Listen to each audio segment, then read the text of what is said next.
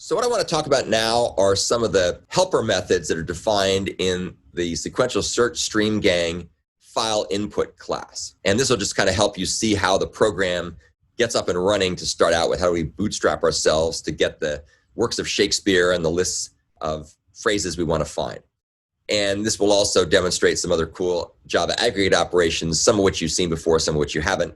And we'll see how they get used in this particular context, which is for sequential streams. So the way that the input's actually organized is we have one input file that contains all the works of Shakespeare, and it's something like 4 or 5 megabytes worth of text. So it's a reasonably big file.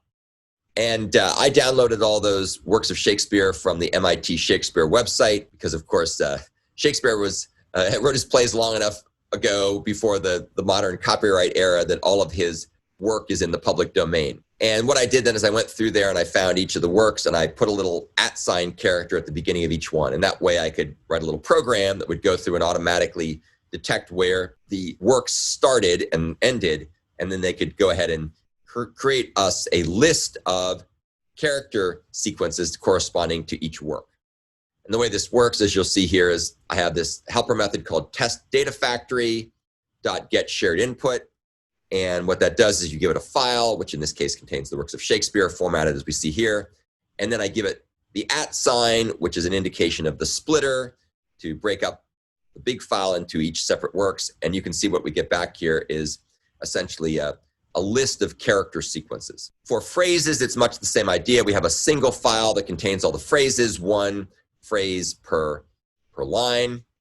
And you can see, beware the Ides of March, my kingdom for a horse, brevity is the soul of wit, all these favorite phrases that the bard said over time. And there's a method called getPhrases on the TestDataFactory class, and we give it a file and it goes ahead and reads that stuff in. So here's what the getInput method looks like.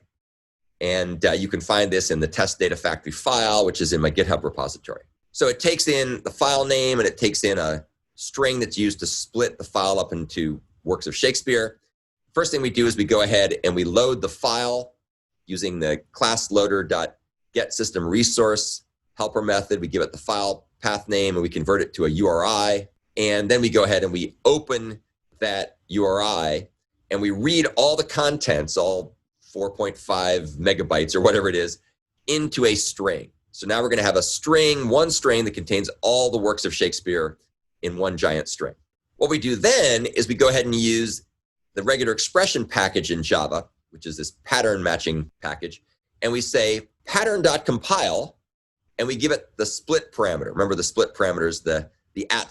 So what it's basically saying is, it says take that big string that contains all the bytes for the works of Shakespeare and split it into a stream of strings and go ahead and make that stream of strings be split by the splitter character. So we're going to end up, of course, with each work of Shakespeare as a separate string in the output stream that comes from split as stream. So split as stream is a really cool helper method that's defined in the regular expression package from Java 8 and beyond.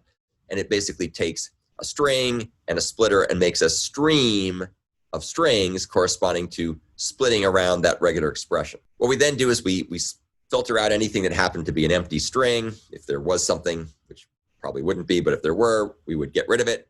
And then we collect the results into a list of string.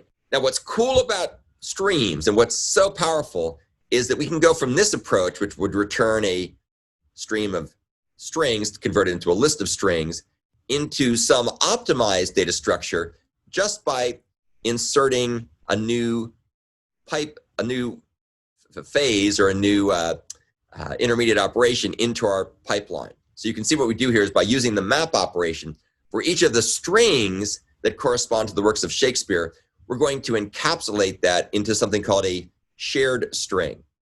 And a shared string is very cool because a shared string is going to use this optimization we talked about before, so that when you use the subsequence method on a character sequence, it will then not copy the data. Whereas with a string, substring would copy the data. So we're going to make shared string, and we'll look at shared string later. Shared string has got this really cool implementation technique that essentially wraps the contents up using an optimization that doesn't copy the data when you do a subsequence on it. Here's getPhraseList. You can see what this does. It takes a string, which is the file that contains the list of phrases.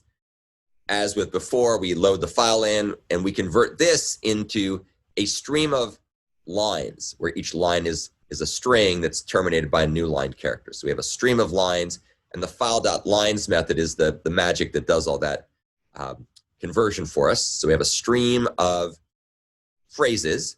We get rid of anything that happened to be empty, just in case I got sloppy and left an empty string in there in my input file. And then we collect this into a list of strings. So this, in this case, we're not trying to worry about optimizing things because these are just relatively short phrases with probably 5 to 10 words in them. Whereas before, when we're dealing with the works of Shakespeare, we really want to optimize that because they can be very large.